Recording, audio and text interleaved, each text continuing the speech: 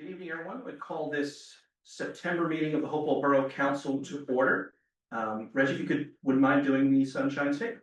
Adequate notice of this meeting has been provided by a notice mailed to the Hopewell Valley News and the Trenton Times, posted on the bulletin board at Borough Hall and filed with the Borough Clerk as required by law. Great. Could join me in the flag salute. I pledge allegiance to the flag of the United States of America and to the republic for which it stands, one nation, under God, indivisible, with liberty and justice for all. Mayor Kennedy. Here. Anthony Fuller is excused. Ms. Hook. Here. Mr. Mackey. Here. Ms. Steeler. Here. Ms. Weaver. I'm back, baby. Ms. Valenius. Here. First item on the agenda, a report of our Director of Public Works and Water and Sewers, which is provided in the packet. If anyone has any questions for our administrator on those, now will be the time. If not, again, at every meeting, we wanted to have a consistent time to provide an update or information on the upcoming now referendum on the sale of our water system. The big one, as a reminder, I myself got one today. Hopefully, if you haven't, you'll get something in the mailbox reminding everyone that next Thursday, September 11th at 7 o'clock, right here, is the next of our information and outreach sessions. There'll be a presentation and an opportunity to ask the borough's experts and New Jersey American Water, the prospective purchaser, questions about the sale. It will be in person and online live via Zoom, like we do all of our council meetings, and will be recorded and then posted to the website afterwards, which actually we also do for all our council meetings. So if you're not aware of that, just a note that the borough has a YouTube channel that has all of our last 2 years of council meetings. If you ever want to look back and take a look. So with that, David or Chair, anyone has any other bit of an update on that? No?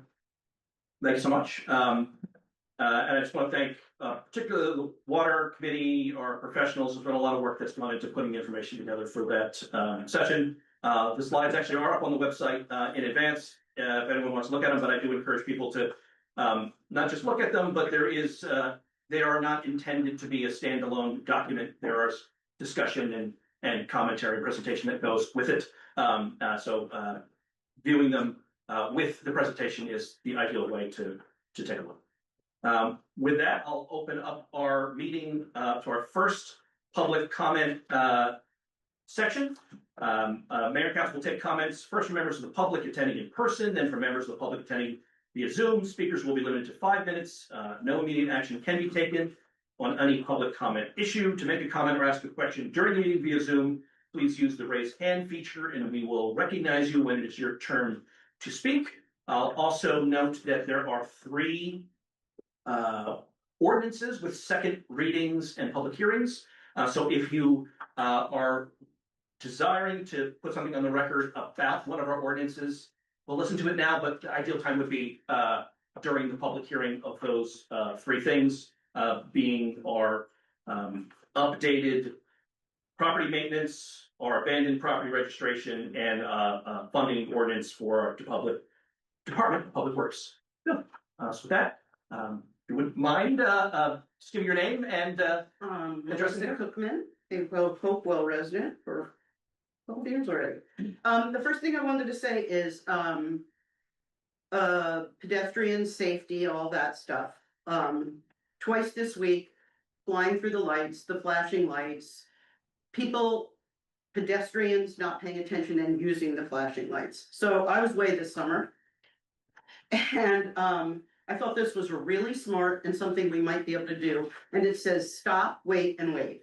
So you stop, you wait, you look, you wave to the person, they acknowledge you, and then it's safe to cross. And I thought it might be something, even though that's a county road, if we put it, I don't know whether we're allowed to do that, but otherwise on the part where, you're waiting.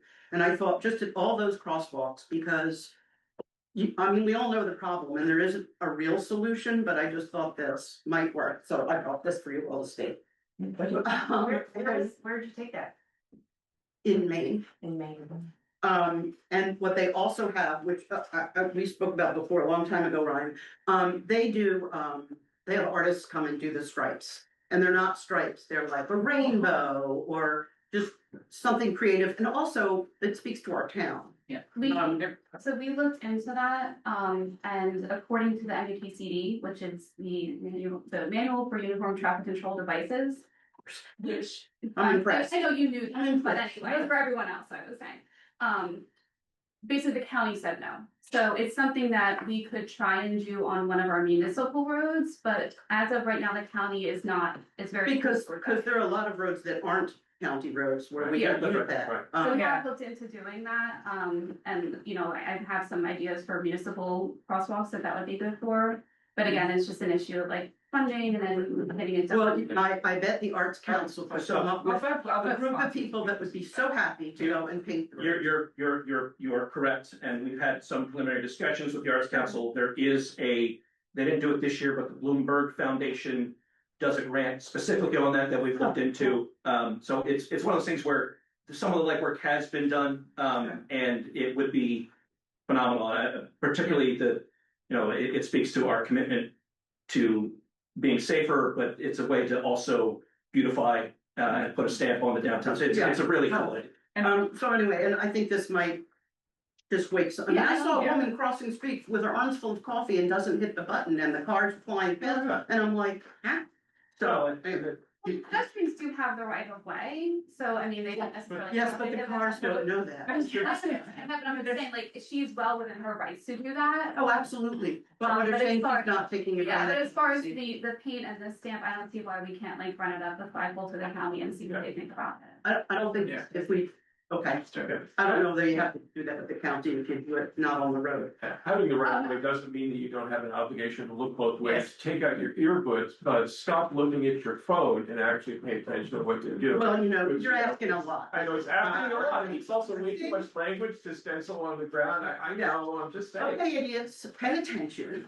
That's a good one. I like that. Listen, but before that, I'll note that it looks like those was maybe a templated one that was spray painted. I don't know what is that? Yes. Yeah. There I are believe also, it's fabulous thing with you, and I outlined it in black because the yellow didn't come up on my. And I wonder if that's part, I mean, you think that's part of a public information campaign, sort of. Oh, yeah, because they have heads the up, straight well, things where like that phrase has And meaning because it's, you know. And the town where it is has, it's two sides of the street, very busy, got people going back and forth all the time.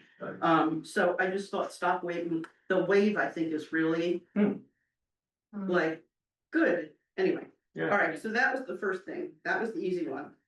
I'd like to know why the planning board meeting was canceled yesterday. so the planning board meets when there are applications to be heard. Number 9. I had a question for them, and now I have to wait a month. I don't think a board meeting should be canceled just because the group doesn't have anything to say. We're the public, we have every right to, and I don't, so that means you guys could just say, yeah, we're not having a meeting, there's nothing really important to talk about. Well, I just find that I find that problematic. let me. I could ask the questions here, but you guys always tell me I have to ask the planning board. Well, one. 57. Let me try to address that. Sure. The planning board, as part of our government, their role is very specific to acting on applications that are before them. They do accept, I guess, questions generally, but their role is very specific to if there is a matter before them. And if there's not, they actually don't really have a role. Then why do they always have open to the public comment? When there's an existing meeting. Right, There's but nothing on the suppose the agenda. public has a question and there's not a meeting, you can't. That is a requirement of the Open Public Meetings Act. Any meeting has that, but just to be honest with you, their role, if they're working on something for the master plan, an affordable housing plan, or an application, they are what's called a quasi judicial body. They're more like judges, kind of sitting, and someone brings something before them, they did variance, they need approval, and they decide whether it meets the requirement or not. So they don't really have, and one of our members, I don't mean this in a negative way, they don't have like kind of a general responsibility or repository of knowledge. They try to be helpful. We do too when we're there. So my suggestion, particularly if there are questions that are not related to an actual planning board application that they're hearing, that you probably get, maybe not, I'll say better information. I don't mean that they're not gonna give you the right answer. But reaching out to our administrator or to one of us, it's likely it's a topic that someone who's not on the planning board would be more likely to get the answer to. Thank you, because I just didn't understand why. And if I just to add another point, I think if you had nothing to act on. And you just convened a meeting with basically nothing on the agenda, you're also paying your professionals to be there, That's true. which, so just in terms of cost, it's not, No, that's, obviously no, you have thank something to you. do, but Yeah, I think I didn't think of that. it makes an issue, so. I mean, not everyone is a volunteer. Well, This one's, the block party, which is a nonprofit, is my understanding, registered nonprofit. Is that correct? Promoted tickets indicating which two, groups, organizations would receive money as a result. And money was given to one that wasn't mentioned. That is a misappropriation of funds. There is a legal, remedy. If I contributed, if I signed up for something and then all this good stuff, and then they're giving money to something I don't believe in, or that I don't think is appropriate, and I'd like to know, I just think I think it's a legal issue. And I've done research on it and, Melissa, let me just say, one, I'm not that nonprofit's attorney. So I'm not going to speak necessarily about your legal concern. That's also not something that it's not a borough program or organization. so that isn't a borough program? It is a 501c3 nonprofit that runs an event. That So, people make donations to. so- I do it myself. I was happy to. But they're not doing what they say they're doing. If you gave money to Obama and Clinton and then they added Trump in there, some of you might be happy, other people would not be happy. But my point is that was, so who do I take that to?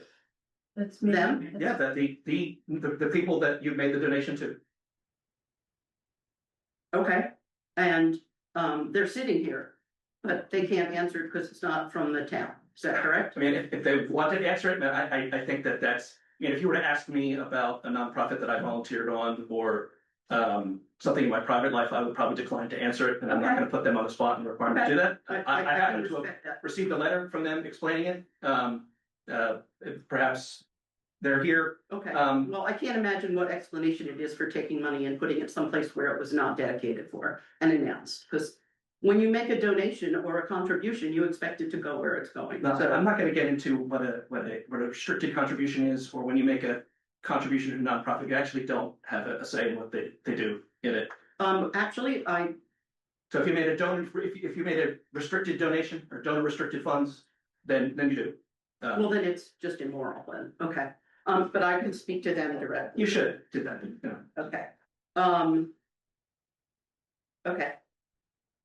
I think that's all I have to say, and I'm disappointed in that answer, but I assumed it had, because it's always promoted in the borough events and things, so I thought it had, some connection to the. There are lots of events that happen in town that That's are true. promoted. That's true. I just. This is one of them. That's I my will- assumption. I will address it with, the appropriate people. There you go. Thank you, thank you. Melissa, can you give the picture of the sidewalk thing? Oh, you want here? that? Please give it to Jordan.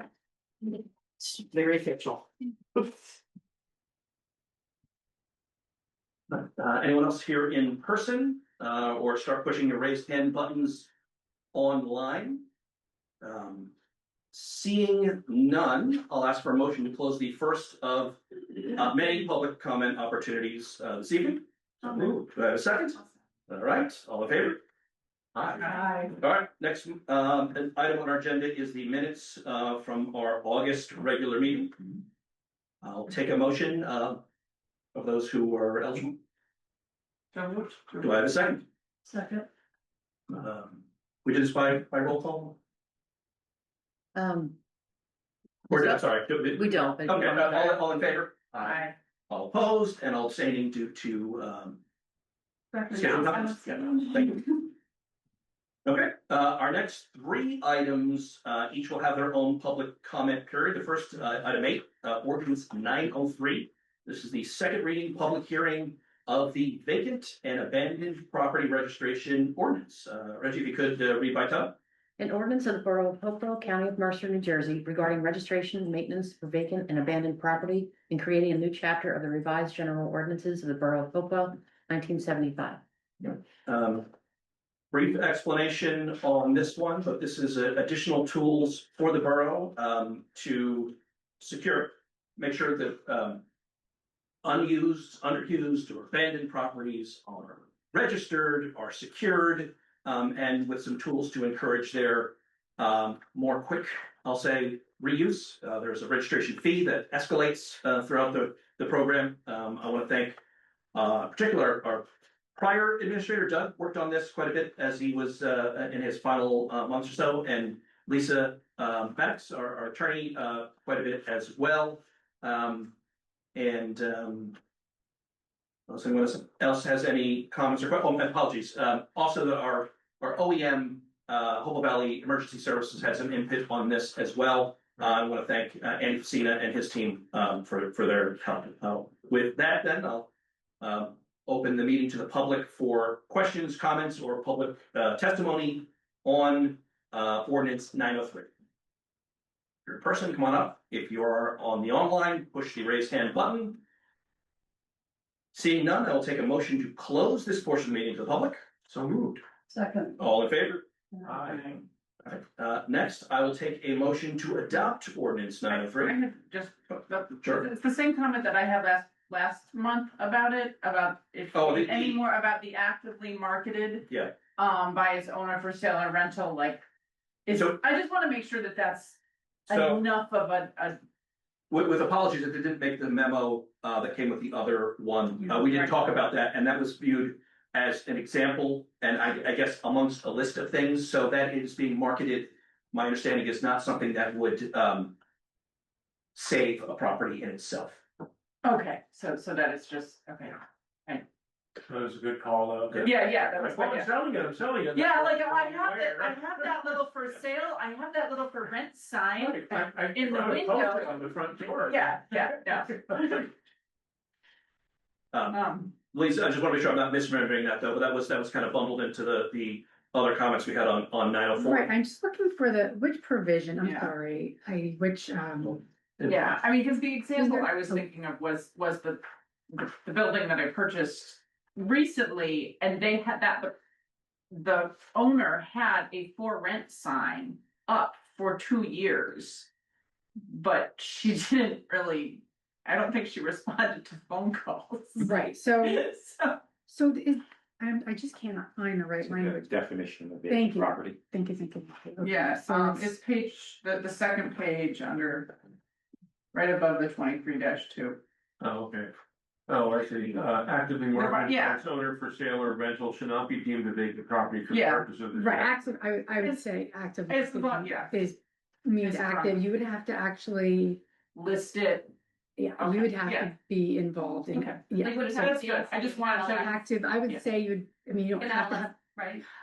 you may Has to be not, on yes. you may not have to have, but you have to be, because MLS, I guess you wouldn't have to, Basically, Like if somebody, for example, had a for rent sign in the and they're window, not doing it. and they're not actually renting it, That's then not you active could marketing. challenge that it's not active. Absolutely. That I was think my active question. means And active. and you're that doing part of the something. exception also requires that the other parts of it be fit, so that the property where all the building systems are in working order, where the building and Yeah. grounds are maintained in good order, where it's Yeah. habitable condition, otherwise suitable for the use. And Absolutely.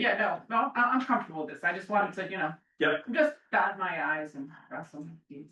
Right, that only speaks to the vacancy portion of it Okay. versus the remainder of the condition, so it still has to be in good condition. Sure. So I think with that, if there's a motion, All of second, I'll second. Ms. Hook, Yes. Mr. Maggie? Yeah. Ms. Steeler? Yes. Ms. Weaver? Yes. Ms. Williams? Yes, this item is ordinance 904. It's a second reading public hearing on our revised property maintenance ordinance, Reggie, could you read by title? An ordinance of the Borough of Hopewell, County of Mercer, New Jersey, regarding property maintenance and amending chapter 3 of the revised general ordinances of the Borough of Hopewell, 1975. I'll ask, after a brief explanation, this was introduced last month. This is a more advanced set of tools to give the borough the authority to step in for neglected and vacant and under-maintained properties, particularly ones that have been a problem in the municipality. There have been some where we've worked with our health officer, zoning officer, construction officials, and there just wasn't anything in our code that let us do something. This was developed to give those folks in the borough some added tools so that we can take some action when properties are severely neglected without being specific. At our meeting, and I'll ask Lisa to chime in here in a second, at our introduction, we had some very good comments. One of the common things traditionally in these ordinances that is the telltale sign of neglect is untended lawns. The idea of what a lawn is and what landscaping is evolving so that, natural lawns, meadows, stormwater basins, green bio retention things are not meant to be that perfectly edged, spring lake type lawn any longer, and wanted to make it clear that we weren't looking to regulate that. We did make some changes to this that I believe are kind of on the nature of examples to make sure that it's clear that's not what we're talking about, but aren't big enough changes that we'd have to reintroduce the. That's correct. That's correct. And the ordinance that's currently before council includes those amendments. So the request would be that the ordinance as amended be considered for adoption. So, and then there's a memo that describes these changes, but like I said, those are the changes that are in the version that was made public, right, Reggie? Yes. Yes, And I'll the note for public those, does it, yes. who grab our ordinances online, they are both on. If you go to our recently adopted and pending ordinance, page on the website, you'll see ordinance 904 revised and the original one, so you can see the differences if you'd like. So I will then open the meeting to the public for questions, comments, and testimony. The public hearing on ordinance 904. If you're online, please push the raise hand button. Seeing no one in person or on the online, I'll take a motion to close this portion of the meeting to the public. So moved. Second. All in favor? Aye. Well, next, I'll entertain a motion to adopt ordinance 904. Yeah. Sorry. I do have several questions about the current version. Some are pretty straightforward. But I think that the biggest one for me is items 3 and 4, keeping the premises free from brush piles, weeds, including ragweeds and poison ivy, dead and dying trees, tree stumps, uprooted roots, and obnoxious growth. Any firewood shall be stacked neatly and raised a minimum of 8 inches off the ground. And then number 4, the ground shall be maintained to prevent infestations from insects, rodents, and other vermin and pests. I don't actually, number 4, I'm not quite what that is specifically saying. I mean, and number 3, keeping the premises free from weeds, and I don't mean just, yes, obviously, I like what Lisa added, how she made the revisions for the meadows, but if you've got, keeping your premises free of ragweed and poison ivy seems. Well, I can speak to some of that. So we have a home in my area where I live that was semi-abandoned. And one of the ways that the health department was able to get involved was because there was a lot of poison ivy that was growing untethered or whatever, and people were walking by and getting right. So I think it's extreme situation. So maybe the word excessive in there, because when I'll be honest, I have a little over an acre in the borough, and I don't think it's possible that there's no poison ivy on that acre. I don't think it's for anything like that. Right. I think it's a situation where we have 4-foot high grass in this property. Yeah. And it was. Yes, and I agree, that is what we are trying to prevent. And Yes. 3-inch diameter vines of poison ivy going up the side of a building, I mean, you know. Yeah, That kind of stuff, you know. all I'm the- not challenging that at A all. little bit of this stuff, nobody's gonna come with a magnifying glass and say, aha, I see a poison ivy that you put your. Right. They don't have the resources with the desire, so. And I think if it was And, gonna be noticeable, it would be an active Right. nuisance, it would be like out on the sidewalk. yes, Otherwise, it would, Yes. it probably would be noticeable. yeah, and I like, yeah, the word active nuisance, Yeah, this Or was adding an this is excessive- basically abandoned with untethered. grass, Right. So that's, I think, what. Yeah. It's also, I mean, and maybe I'm wrong on this, but Lisa, and if you look at that language, the preamble, it says the owner or tenant shall also be responsible for, and then it says there's a list of things that you're supposed to Okay. do. I don't see something that says you're gonna get a violation because you have. for doing that, okay. I don't know, am I correct in saying that? I mean, there's a list of general expectations here, but, I mean, does that mean that if you literally had one of the things on this list, you know, at some diminished level, I Yeah. don't think that means that. Yeah, and I actually, I keep a brush pile at the back of my property all the time. Right, but you don't have it in the front yard. No, And I no, think but that's but it says the premises, it doesn't say, you know, that just, And that's actually in the township, oh, good point. so you can talk to them about it. Yeah, right. And oddly, poison ivy is one of the few things we actually can regulate now. Yeah. That's not new in this. Yeah. And it's a native plant, but. Yeah. At least, I mean, I just point to, you know, a valid one, you know, Maybe is there, it seems like there is an intention here, or if not, maybe it's written that way, to have these be, you know, a series of things that are required, and that if you have one dandelion or I don't know, Right. weed or something. And it's also, not a bad- weeds that's not- weeds an that's not objective, good, a but yeah, subjective yeah, word, like, I can't that, stand that, unless it's overgrown and neglected vegetation, that it wouldn't necessarily be. Well, overgrown and neglected are good words. There's also, I mean, if I'm throwing words around the word, you know, making a reasonable effort or something. Yeah. There's probably ways that, I mean, if you, but I also think, and maybe I'm wrong about this, I mean, it all depends on who's doing the enforcement, but Yeah. for the most part, I think the assumption is that whoever's doing the enforcement has discretion here. They're not gonna go, I see one poison ivy leaf, I'm Right. giving you a citation. The obvious purpose of this is for yards that are just out of control and being abandoned and neglected, so. You know, and I guess the question is how much of a concern we really had on the, you know, Over, use of it to punish or something like punitive. I don't Yeah, think- I yeah, don't think we have that the- would be my fear. I don't Yeah. think we have the resources, we have all to exercise that level of Right. control or inspection. Okay, If you think about it from a practical standpoint, I mean, you know, we don't have weed police. Just giving us tools Yeah. that we I mean, need. we don't even have our own real police. oh, my other question goes to enforcement, the maintaining the sidewalks, 100% on board with that, we've definitely got some dangerous sidewalks issues, but how are we seeing the enforcement for something like that? Cause that's something that we currently have.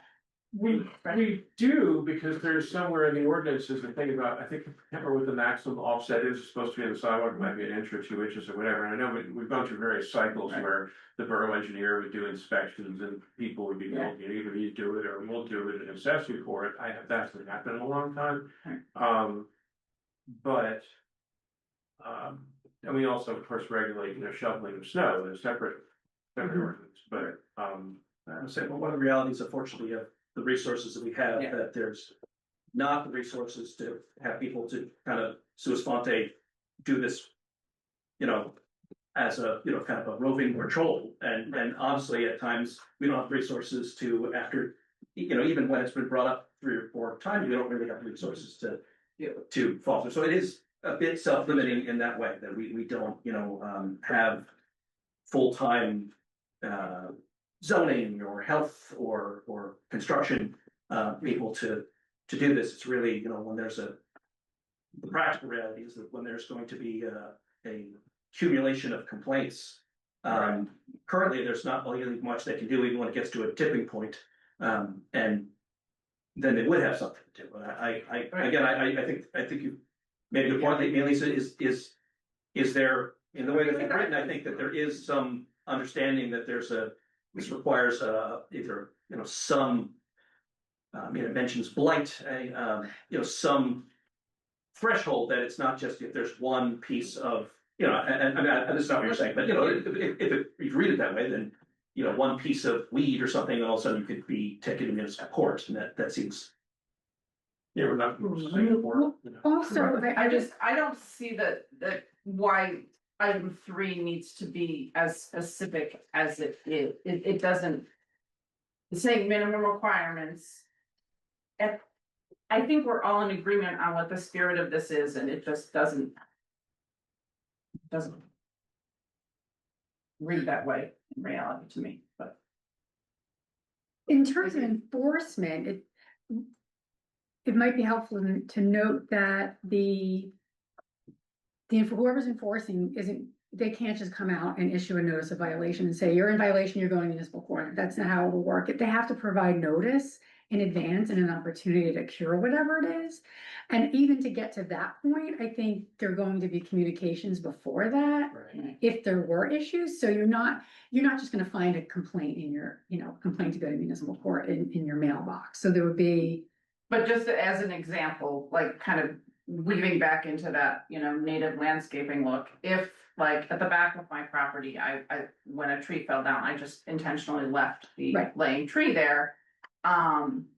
So if my neighbor didn't like me and wanted to complain about it, I could go back to the the paragraphs you added and said, no, this is part of, like, I don't have to remove my laying down tree at the far back of my property because it's. I don't think you would have to, because let's go back up to, the revision. That's what your added paragraphs. The added paragraph, and it's, Okay. because it is, that is an environmentally beneficial landscaping practice to allow a dead tree to Right. decompose. And maybe just to add, this does not create any kind of private right of action. This would still require one No, of these our are, zoning officer or construction official or Right. someone to make a resource decision or such Right. an act as like a prosecutor decide it's worth their time to pursue a claim. I guess somebody, theoretically, someone could file a private complaint in municipal court and then they can try and prosecute it themselves. Is that gonna go anywhere? Probably not. So This ordinance allows that? what's that? This ordinance allows that? That's a good question. Usually what happens is the zoning officer will go to the municipal court and file the complaint. Usually, or, but that's in the discretion of the zoning officer as well. So a private cause of Can we action. just add I either remove 3 or add in the word excessive? I'm just trying to make it clearer for the next zoning officer. This is if it's what we intend. You can put the word excessive in front of brush, well. Yeah, and the way section 5 reads accumulation, it's not just a. Yeah, or accumulated again. Yeah, no, there's. We have a lot of ordinances that, we have ordinances, noise ordinances, for example. It's not like you get a ticket the moment somebody's Yeah. dog barks the Mhm. first time. If they ever get a ticket, which is pretty rare, it's after the dog's Yeah. been barking for 3 weeks Right. straight, and there's been 5 complaints about it, and the owner hasn't done anything about it, which is why these things exist. They're there to give you a tool to respond to something that's egregious. They're not there because we have unlimited time to run around with a magnifying glass and inspect people's yards. I think we should probably, have a little bit of comfort that from either a practical or resource standpoint, that's not possible. And it's also not the objective. And I don't know that we're ever gonna have a town that has so much staff that we can literally be going and it's like your lawn is 4 inches high, it should be 3.5. I just don't think it's gonna be. I think it's Yeah. good, this, I And think it has to give us the tools that we need, and it's not gonna be over enforced. And in terms of, I think it really is important that the enforcement mechanism is that the first step under the ordinance is for the borough to send notice. Right, That we have this issue and here's a period of time to correct it. exactly. But so that's what's in the ordinance, but in reality, what usually happens is the zoning officer goes out first, even before that formal The notice. zoning officer can say this is perfectly reasonable. We're saying this is not a problem. I've spoken with, this isn't, if it's at the back of your property, we're usually, I don't know for sure, but I would think most problems are on the street side with people. Yeah. Or A lot if of they're times Oh, it's yeah, all and that's about- what you see. If you've got poison ivy growing in your front yard, you need to get it out. right, or if you have it growing and it's so bad that it is going onto your neighbor's property, but Absolutely. if it doesn't affect other people, then I can't imagine, you know, that it's going to become an issue. So there is going to be discretion. I You think know, it's fine the way it is. You could add more specificity, but then in doing so, you could lose some flexibility. Right. So it might be one of those cases where, you know, similar language has been used in other municipalities and it seems to have worked. So you can see how it goes. And then if it isn't working, if it's not what you intended, if it's being abused, then this can be amended. Just as easily. And, you know, when this was developed, it was with, your and Doug's kind of pulling from other towns where it's been successful. Right. Rather than problematic or abused. Absolutely, absolutely. It does require discretion and I mean, a main goal is to eliminate blight as well. So you have to No, think of it in terms of, I absolutely. agree this is with not to the create, spirit of it. because you do, I mean, private property owners have, there's always an ability to go after your neighbor. I mean, aside from what's in an ordinance, there are private nuisances that they can claim. So this isn't going to necessarily give people more ability to come after their neighbors. I mean, they could say, well, your ordinance says this, but it's It's a tool. But it would This is- give, these are if public there are nuisances. legitimate problems where there are complaints where the zoning officer or someone just was unable to take action, it would have. right, if it's something that's right, not covered by the ordinance. You know, people, I mean, let me put it this way, I think people make complaints regardless of what the rules are. In fact, usually in spite of the rules and requirements. They do. And the situation that we unfortunately often have had, and the reasoning for this is not, you know, because our zoning people are using too much discretion, you know, They don't have- legitimate complaints. It's that there are legitimate complaints that are unactionable because our rules don't allow. So, and I guess I'm leaning a little bit towards the, you know, trusting that we will have appropriate discretion and that we will correct that if it becomes, you know, if it's not used properly, either through personnel or amendment, but that to give, you know, to trust that there be some correct use of that discretion and stronger tools to have more, you know, authority. But I agree. I don't necessarily, you know. And these are intended to deal with public nuisances, so if you're on a piece of property where it's in the center of your property and it doesn't impact anyone, Right. and no one has a right to go on your property, so, I mean, No, technically not. right. It's tough to imagine it becoming a problem, but yeah, this'll, you know, it may just take a little bit of time to know how successful this is too, but I don't, you know, we haven't heard of any other problems in other towns where similar language was used. And, you know, we did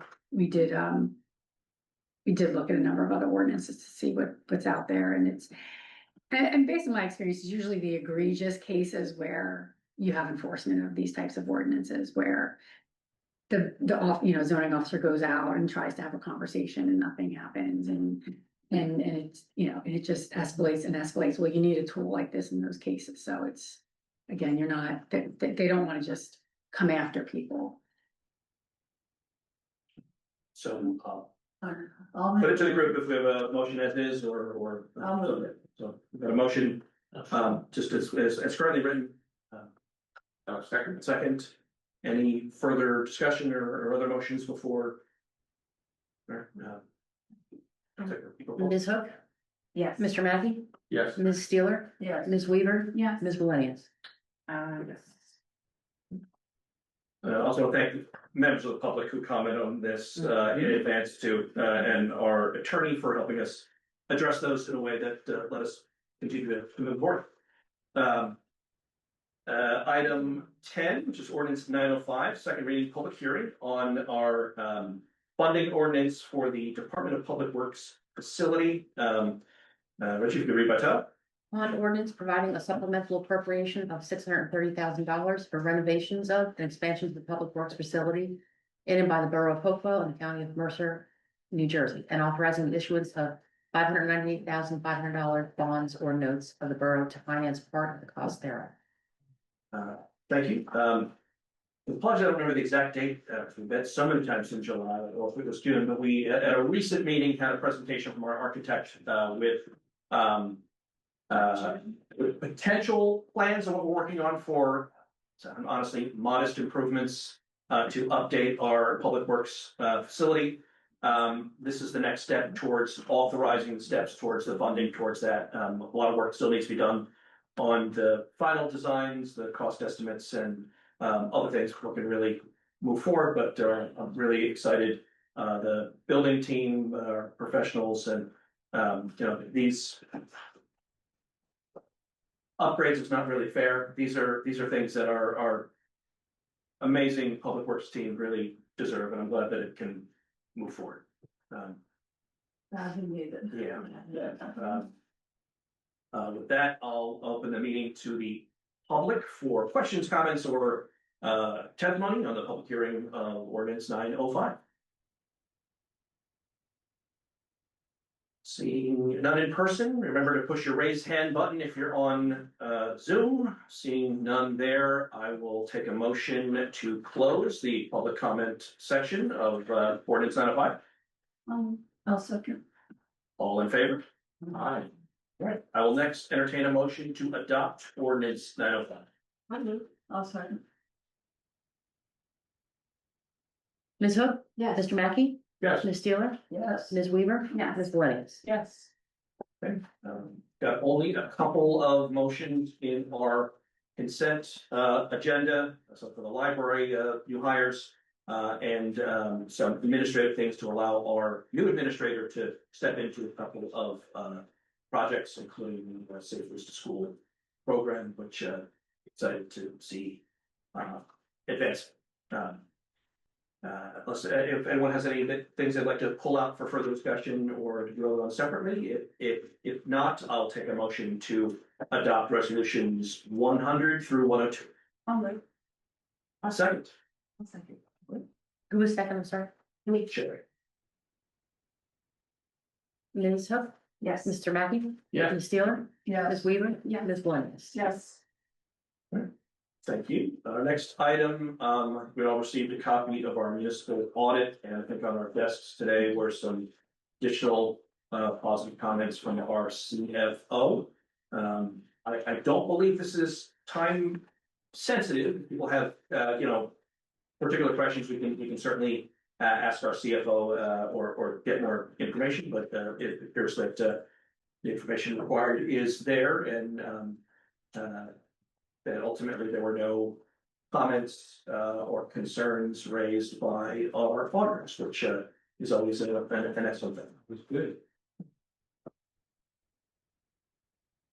So again, I know we didn't have a lot of time to look at this, but so happy to go either way. Our obligation is essentially to say that we've received it through a motion. Received it and at least looked at the recommendations, and there are none. And there are no, There are it's easy to look at the specific recommendations, but there questions. are none, which is good. So with that, I'm happy to take a motion, or if someone would prefer something else, I'll take that as a motion. I'll move. I'll second. Roll call on this one, or? Yeah. Ms. Hook? Yes. Mr. Mackey? Yes. Ms. Steeler? Yes. Ms. Weaver? Yes. Ms. Williams? Yes. Right, next, we had a updated bill list here for claims for payment. Happy to take a motion to pay this month's bills. Second. Okay, thank you. Ms. Hook? Yes. Mr. Mackey? Yes. Ms. Steeler? Yes. Ms. Weaver? Yeah. Ms. Williams? Yes. Next item, proclamation this month, and I'll just use this as an opportunity to remind everyone, but there's a lot of things happening in the borough next week. Two very important things on Thursday, September 11th itself. Mentioned earlier, our water information session that evening. As I mentioned at our meeting last month, the borough is being honored this year by having a installation of a piece of the World Trade Center be transferred here on September 11th. The Hopewell Valley Emergency Services has arranged for an artifact that they've obtained to be on display at Borough Hall. There will be a transfer ceremony here at Borough Hall that everyone is welcome to. It's should be at about 9 o'clock. So if you intend on coming, please come a little before that, maybe 8:45. And if you are coming, please do not park in the parking lot. Actually, the emergency services will be doing the ceremony to transfer the item to Borough Hall.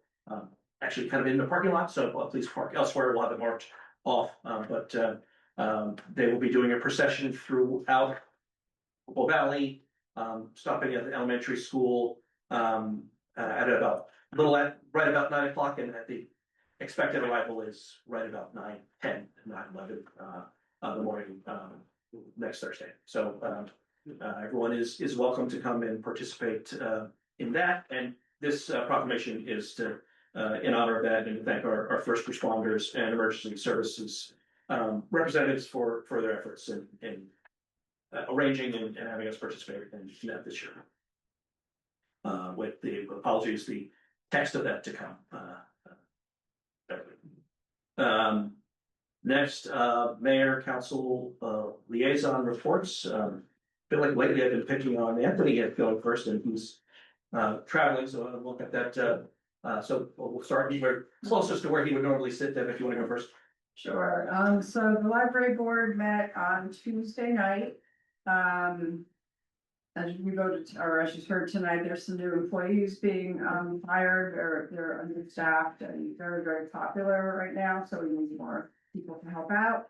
We're having a lot of success with teen events, and we will be adding one very soon to talk about e-bike and also electric scooter safety.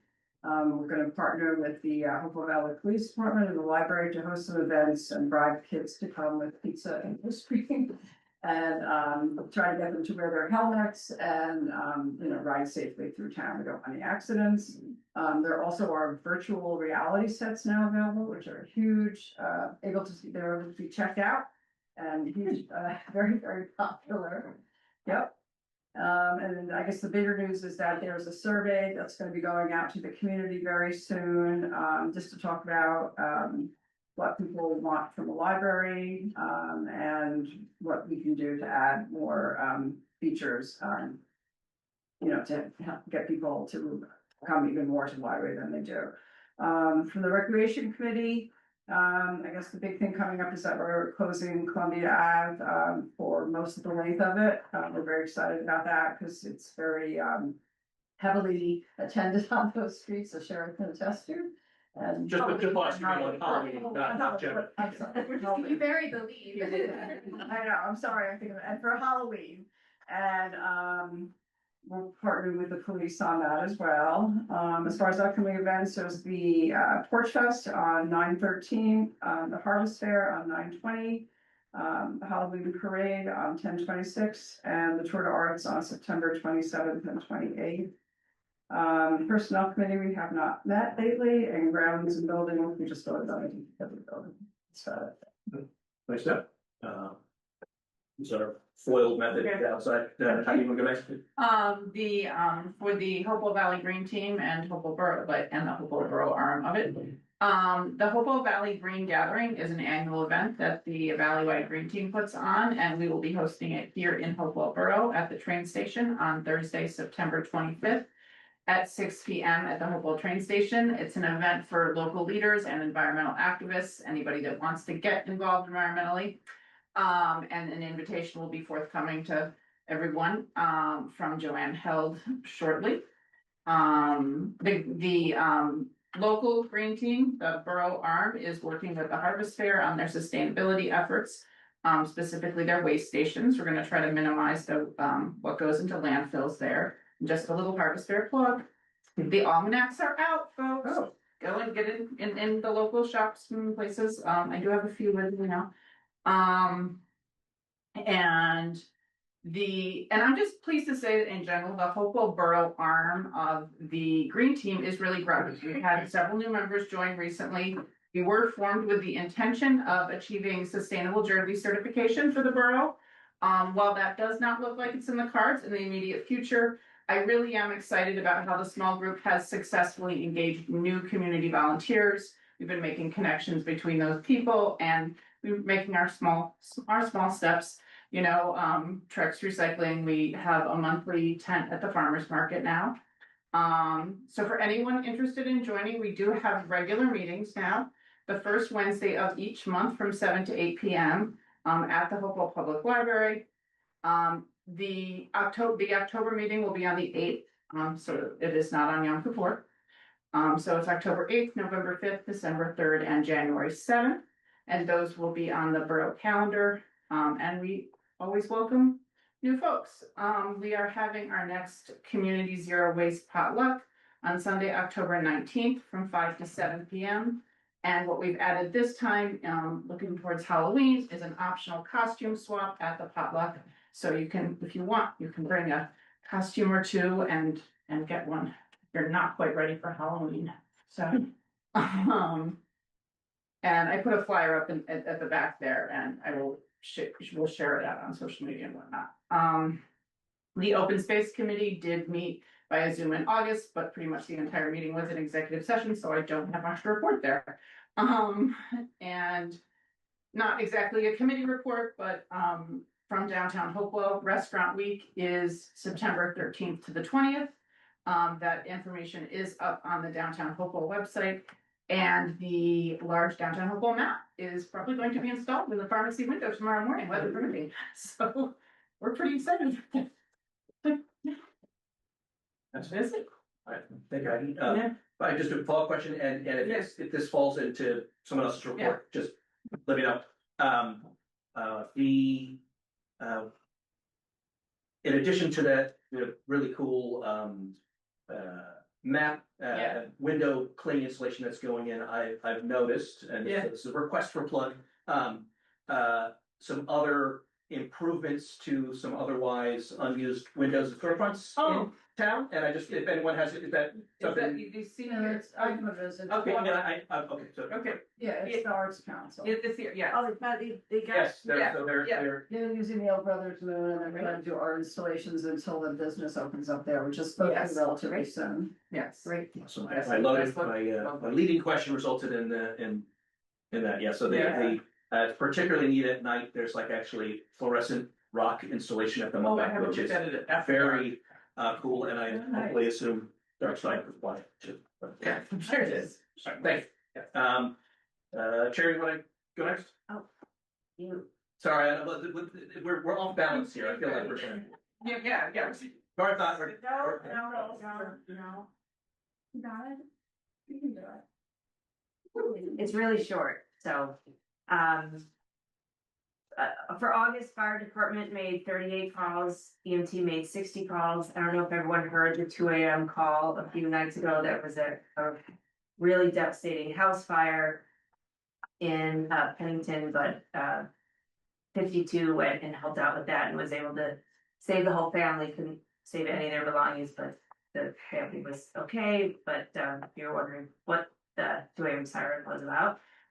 And just a plug, their fire departments have ladies auxiliary that does all the sort of the support for the fire department. And Hopewell Borough's lady auxiliary has Disbanded, right? sort of disbanded. Yeah, they're for illness and just various reasons. So if you know people that are interested in volunteering, it's really a great way to support them. You know, they would have the Mother's Day flower sale, they would have the quilt sale, but it could be as easy as bringing sandwiches, you know, at 2 a.m, you know, when they have to go out, bring breakfast the next morning, things like that. So feel free to contact me or the fire department if you have anyone who knows anyone who would like to volunteer. Quick question, like what would you say like the weekly hourly commitment would be? It could be an hour. Okay. It could really be, anything. there's nothing right now, Nothing you so can do. yeah, it could be anything. They had at one point, they had, I can't remember what they called it, but it was almost like a babysitting service for, you know, if it was, you know, someone had to bring their kid in order to make the call, they would bring their kid to the firehouse and someone would go and hang out with their kid, so it could be something as easy as that, so. Second question, do you have to be a lady? No. Good question. I'm gonna say no. I'm gonna say no. Yeah. with 50% confidence. I'll find out, I'll find out. This is auxiliary. It's not Yes. auxiliary. Just Yes. have to be like Yes. Make a good stand. You can start like a helper. Yeah, yeah. Good question. The EDC met with New Jersey American Water to learn more about the impact of our current water system on local businesses, and I think it was a really productive session. And a few of us will be attending the Independent Business Alliance meeting. Thank you, Mayor, for sending that along. Princeton has like a, The part of the Princeton Chamber? yes, Okay. yeah, and I don't remember saying, but yeah, you did. So we'll see if that is something that could be useful for our merchants, because we have the majority of our merchants are very, very small, you know, a single owner, less than 5 people, and it's hard to get resources for that size of business, so we'll see. It's membership too, right? To go to chamber, I believe. Yeah, I'm gonna, because this is like a subset, so, and they had it before, and I guess there's like a reboot of it, so I will report back. Senior Advisory Board is having their annual picnic on September 11th, so could be a very busy day. Come here in the morning, do that in the afternoon, come to the meeting at night. And Shade Tree took the summer off, so we will be meeting on Monday. And we're looking for a new secretary, because otherwise Beth is gonna quit and she can't quit. So, please, let me know if someone would like to be secretary, so she can stay. Nice. Sure. Okay, want to go next? Sure. A lot of regulatory stuff this month with water, just sort of conflicts of things. So we got out our latest PFAS public notification letter, very exciting stuff. We were able to at least close out another violation, which had to do with zinc orthophosphate, because we're getting 2 letters together, which made it even more thrilling. And this one, we still had to send a closeout letter saying, yes, we're done. We're sending you this letter to tell you that we're done. This is what the process is. So anyway, we did that. Goes back and forth with DEP. Very time consuming thing was all that I had to do this month relative to lead service line replacement, the lead service line replacement inventory, progress report, and identification and replacement plan, all of which have to be updated every year. This year, I guess the DEP decided that the old system was just too convenient, and what they really needed to do was have an online system to submit all this stuff, which apparently wasn't even functional initially, so they had to extend the deadlines by a month from July to August because it didn't work. It was a bit challenging, and I probably spent a couple days preparing the stuff, and then another good 2 4-hour sessions with Dave Meisnick and Mark Sked from Boswell Engineering, actually perfecting all the stuff and getting it into the system and getting the errors corrected. So that was a Kafkaesque thing. Anyway, it's done. And hopefully it'll be easier next year. Working on a short 2-pager kind of summary for on the water sale issue with Sherry, where and it's 1 page, maybe. Don't sign no one page, perfectly good piece of other side piece of paper. And so that's a work in progress, but we're getting there. And oh yeah, I can't really talk about it in detail, but I'm really onerous over a request that I'm dealing with. Anyway, so that's oh, and no planning board meeting this month as we know. So I have nothing else to report. Thank you. Chris? Okay, just because I haven't been here doesn't mean I've not been busy. So, Jerry and Mayor Kennedy and I have been meeting with New Jersey DOT approved engineering firms to select one to help us with the design for the Safe Routes to School grant and implementations. If we hire one of these pre-selected engineering firms, we can get up to $750,000 in additional design funding. So to be clear, that is in addition to the $1.51 million we've already been awarded. So a possible total of over $2.25 million in funding for design and implementation. I will note, however, this is federal money. So, it's, yeah. Even in the best of times, it's slow moving, so, we are making progress and we're keeping all the digits crossed and knocking on the wood. But yeah, so we have our final interview tomorrow morning and hopefully we will choose our engineering firm after that. I met with Mercer County's Vision Zero Steering Committee last month and we discussed plans and goals moving forward, including pending legislation to allow automated speed cameras in school zones, which is really long overdue. During the meeting, Complete and Green Streets policies were discussed at length, particularly how smaller municipalities are struggling with implementing the policy due to lack of resources. I then met with representatives from the New Jersey Bike and Walk Coalition to discuss their experiences updating Complete Streets policies for Montclair. Been very successful, obviously a larger municipality than we are. But after talking to them, I do feel confident that we can update our policy, which is important for many reasons. In particular, I've noticed more and more funding opportunities require municipalities to have an updated Complete Streets policy. And also you can integrate your Vision Zero policy with your Complete Streets policy. So that would be a good way to do that and stay in step with the county. And for the record, our current Complete Streets policy was adopted in 2012. So I think it's about time for an update. Our Vision Zero resolution was adopted in 2022. And as the author of that resolution, I can confidently say it should have more depth. It is not great. So I would love to upgrade that as well and integrate that with the Complete Streets policy. So basically, the too long to read version is updated Complete Streets equals more money. And I think that if we do hustle with this, we can probably adopt it by the end of the year. Hustle is the key word with that. And lastly, the traffic calming initiative for North Greenwood. Remember that guy? Yes, it's not dead. But we have had many unfortunate setbacks. We had to do a redesign. And also, as you know, Elizabethtown Gas has been digging up North Greenwood Avenue. They are going to repave it. So we have all the materials. We are ready to go. However, Elizabethtown is planning on repaving within the next month or two. So we're not going to install them. It's going to be ripped up right away. So basically, once it's repaved, we will get it done. And if this is not done by the end of the year, I might have a full-on temper tantrum. We'll see. Because maybe let us know ahead of time. No, you're gonna have to. It's gonna be a surprise. Okay. But I mean, it's a long time, and it's just like such silly things got in the way. But it's our first time doing something like this, so it's a learning experience. We'll just call it that. But it is an important project just because it again shows our commitment to pedestrian and bike safety, despite our limited resources. And once it's successful, it'll be easier to implement this on other roads. The end.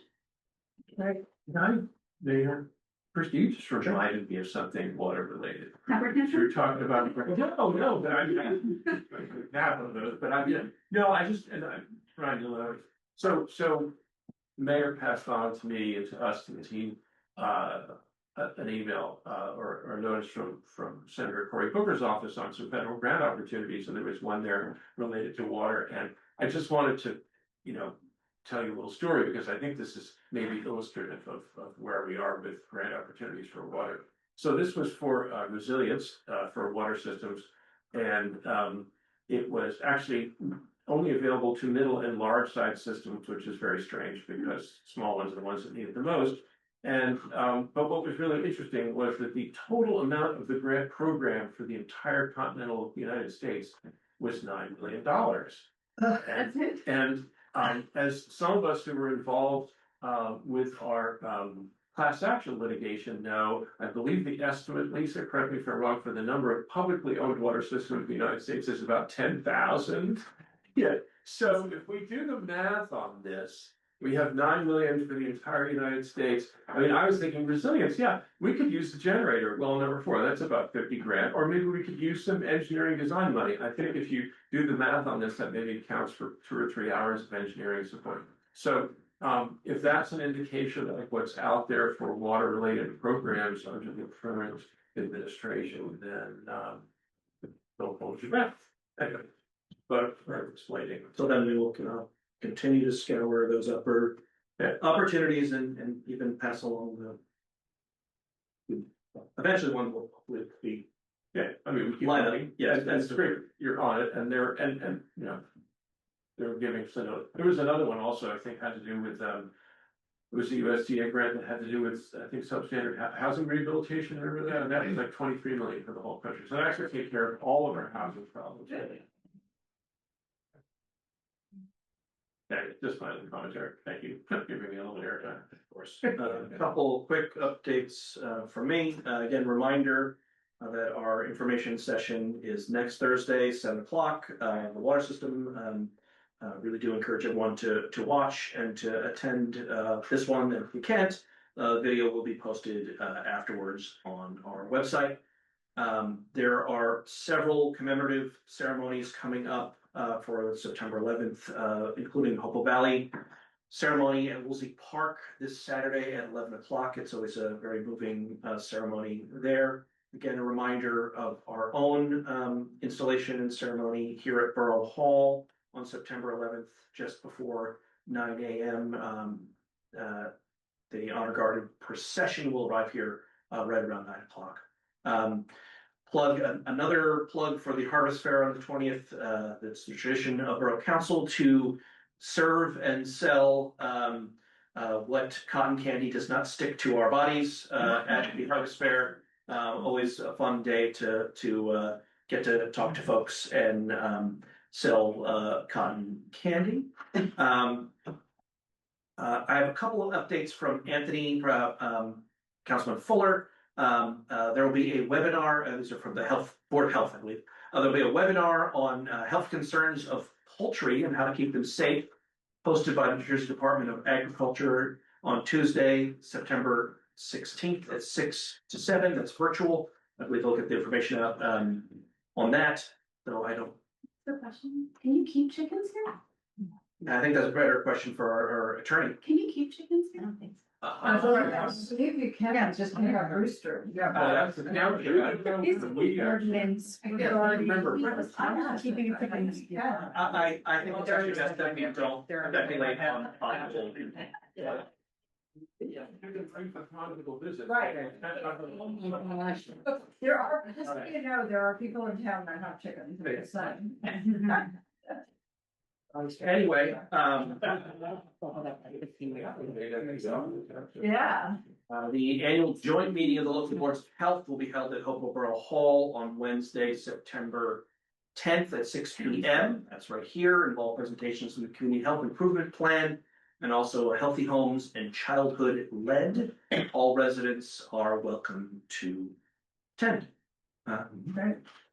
With that, Jerry, our administrator provided his update and report. If anyone has questions or does anything you'd like to highlight, the floor is yours. Thank you, Mayor. I would just like to, I'll provide a quick update on a couple of the things that I mentioned in my written report. As you all know, I'm about a little over a month into my employee here in the borough. I've used that opportunity to meet with various consultants, stakeholders, and community partners to just, get up to date on the issues and the priorities going on here within the borough. So a couple of those items that are a result of that, I'll touch on now that have already been touched on, so I won't go into too much detail. Related to the safe routes to school, I'll just add to the councilwoman's comments that after our interview tomorrow, should we decide on a consultant, I'll begin the process of providing the statutory paperwork to provide to the state government to, approve us moving forward on that. And I've also signed up for the class at Rutgers University to be the responsible person in charge to administer that grant. So, we'll be compliant with all the statutory regulations as it relates to this program. Also on the tractor calming on North Greenwood, I will assure you that as long as Elizabethtown is complete with their project, when they say they are, we will get this done and we'll have no temper tantrums. I'll give you no reason to have one, I promise. But we will get that done. I talked to the township since our last meeting and they approved via resolution our ability to do some striping that extends over to the border, past our border. So they were very helpful with that. I'd like to thank the administrator over there for working with me on that issue. On the DPW building project, we approved the resolution tonight. So now that we have that, I submitted a plan of action to the building committee as it relates to timelines and timeframes and what we anticipate as it relates to bid specs and project completion and shovels in the ground, etc. So we are at that point, we're in the professional stage, we have some money that we have to allocate by November to be compliant with some of the federal grants. We are in the process of doing that. And I have no concerns that we will have that money encumbered and allocated in compliance with that federal grant. As the mayor said, I had the opportunity to go there and, we use the word upgrades because it's by definition an upgrade, but these are necessities. And these gentlemen work hard and, the facilities there, by no fault of anybody else, just the nature of how public sector is. They're just not up to par with what they need to be doing to be successful here in the borough. So, we're looking to change that, and I'm looking forward to getting that project moving off the ground. Lastly, on the technology front, we're making some progress on the website migration. And I mentioned to the communications committee a couple of weeks ago about transitioning the borough domain to a .gov domain as opposed to -mj.us domain. So I sent out an email with a couple different ideas for names. It's basically 3 different iterations of names. I have to follow up with all of you on that. I don't think, based on everybody's comments, I'm not sure there was consensus. Everybody liked one, liked another, liked one. Here's the good and pros and cons, but I don't certainly want to be the one deciding what that domain should be. So I'll send out an email again and see if we can get some consensus. I've been a part of this migration before. It's not that heavy of a lift, from the .gov transition, and our website migration I've also been a part of. And we're about, I would say, 6 to 8 weeks away from getting a proverbial first draft. They're taking all the information from our website now and putting it in to the new website. And then from there, we'll be able to look at it, give comments, make comments within the platform, and then we'll make changes accordingly. But the design you selected, I put forth was that selection number 4, I believe it was, and they are moving forward with that. Otherwise, in addition to all of the items in my written report, I have nothing else I'll highlight for the moment, other than to tell you that I will have another report 60 days after that meeting. I just want to comment, given that you've been here for a little over a month, I think you've redefined hitting the ground running. The number of things that you've had moving, and your juggling skills are exceptional, so thank you. And we haven't scared you away yet, so. And I just wanted, not to interrupt I just looked at the provisions in the zoning ordinance regarding keeping chickens, and technically it is prohibited except. As far as we never went, it was the township that changed their ordinance and went through the whole thing. And Right, where they probably allow it, but you have to have certain coops. and You you know, only have so- to eat in the rooster. Here are certain hours in the day. Darn it. What am I supposed to do with all my chickens now? This, No, it's one. this is something that a lot of towns have looked into recently, and it's something that you definitely can look into. It's. Seems like we have nothing else going on. Right. We're not. Maybe it's inspector. Maybe it would be most jazzy. Yeah. It can be introduced. Well, and a list of things that may not necessarily be book. Anyway, Jerry, thank you, and Lisa, thank you for that as well. We'll now open the meeting to the public for our second and final public comment question session. You're in person. For the second one, we do try to restrict this to 3 minutes. If you're in person, come on up front. If you're online, please press the raised hand button.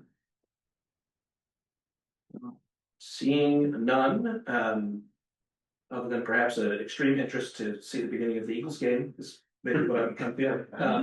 I will take a motion to close this public portion of the meeting. I'll second. All in favor? Aye. All right. So next thing, we don't usually have business after this point. I'm about to ask for a motion to go into executive session for legal advice from our municipal attorney. We'll do that. That means, unfortunately, you guys have to step out. I'm saying on our updated agenda, we actually will come back and entertain a resolution to appoint our current municipal attorney as special counsel. So there will be some business done afterwards. So feel free to stick around. I don't expect executive session will be particularly long, but there's no specific time frame on that. So with that, I'll take a motion for resolution 2025-15. So move. Second. All in favor? Aye. Opposed? I'll thank everyone here in person and online. I'm at a moment going to mute and turn off our camera and put something up on the screen for those of you online who will return later this evening and act on, or at least consider action on resolution 2025-15, which would be titled appointing Mason Griffin Pearson as special counsel to Hopewell.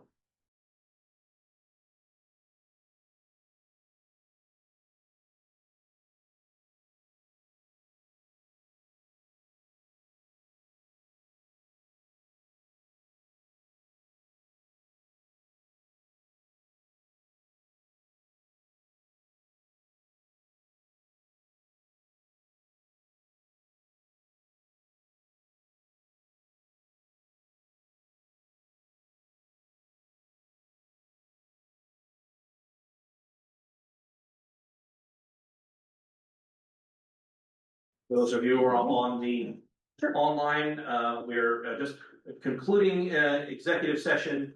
You probably can't see because the camera's not pointed that way, but the door has been opened and no, there's any men from public still here, but they'd be flooding in, I assure you, if there were. With that, I'm assuming public session, and I would take a motion to approve resolution 2025-105, appointing Mason Griffin and Pearson as special counsel for Oklahoma. One second. All right, that's David first, Krista as a second. I'll roll call. Ms. Hook? Yes. Mr. Mackey? Yeah. Ms. Steeler? Yes. Ms. Weaver? Yes. Ms. Lanius? Yes. Right, finally, I will take I'll just note for the two people online, I happen to be looking at the calendars. I usually try to announce when our next meeting is, and I believe because of the Yom Kippur holiday in October, that we are on a non-standard date. I believe we are the second Thursday of October rather than the first, which I believe is the 9th. So with that, I will take a motion to adjourn. Deb is the second. All in favor? Aye. All right. Thank you, everyone. See as many of you as possible next week. Thanks.